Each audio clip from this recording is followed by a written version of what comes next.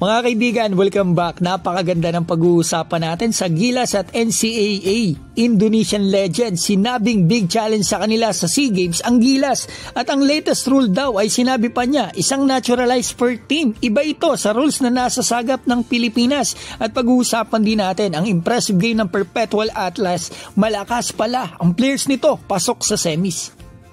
Simulan po natin sa NCAA Philippines Quarterfinals ngayong araw. Ito nga, katapos lang nito mga kaibigan, Perpetual Atlas laban dito sa JRU. Patrick Slit yan, nakikita natin, malakas at mahusay na player nitong Atlas mga kaibigan. Pinasaan niya doon si Mark Goho Cruz. So yan mga kaibigan na nakikita natin, napakaganda rin pala nanonood dito sa NCAA, especially dito sa Atlas. Dapat pala nakapanood ako. Sayang, di ko na i-PM si Milo Sandig, ang ating kaibigan. So yan, si Mark Goho Cruz mga kaibigan, isang mahusay na kabataan dito sa atin sa Pilipinas ngayon na at least para magka-idea naman tayo, minsan makita rin talaga natin, mabigyan natin ng exposure yung mga kabataang Pinoy natin. Yan makikita natin, mahusay talaga, nag-init. Grabe ang batang to, malakas maglaro.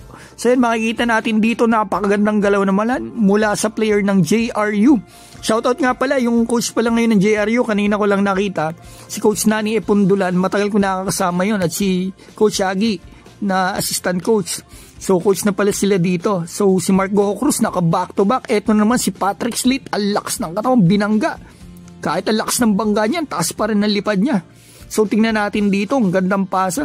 Ang ganda na nilaro dito ng ang tawag dito, Perpetual, simula pa lang ng game.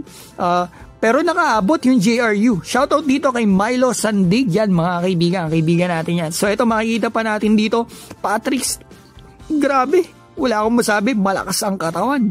Marunong gumamit ang katawan, yung kita natin. Binaraso kung sa Laguna, Batangas.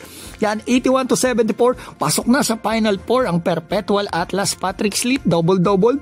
Mark Goho Cruz, 23 points. Grabe mga kaibigan, magaling. So eto, balitaan ko naman po kayo sa SEA Games ng Gilas mga kaibigan. Diba kahapon po, 26 nag-set ang SBP natin ng meeting sa host para malaman nga talaga kung ano nga ba talaga ang rules. Pero unfortunately, kaninang umaga, eto sabi sa akin na source natin sa SBP, ay wala pa rin daw po talagang linaw. So hindi ko alam kung strategy na ba talaga ito mga kaibigan ng host na Thailand. So ito, sa Indonesia may nakita ko. Podcast to 2 days ago ng isang legend nila doon sa basketball, si Super Mario Wuisang. I'm sure napanood to ng ilang talagang nakasuporta sa Gilas Pilipinas. Nakakalaban to ng Gilas eh. So ito, sinabi niya mga kaibigan, ito. The rules, the host country actually sets the rules to where, the new rules for this host country, for Thailand, they basically said, you can only have one naturalized player. That's the latest rules on this. Patunay ito mga kaibigan na talagang magulo. Nakakalito ang rules ng host na Thailand. Especially dito sa mga binabato nila sa Pilipinas kasi wala talagang linaw. So ito mga kaibigan, may dagdag pa si Wuisang. Ito, pakinggan nyo po.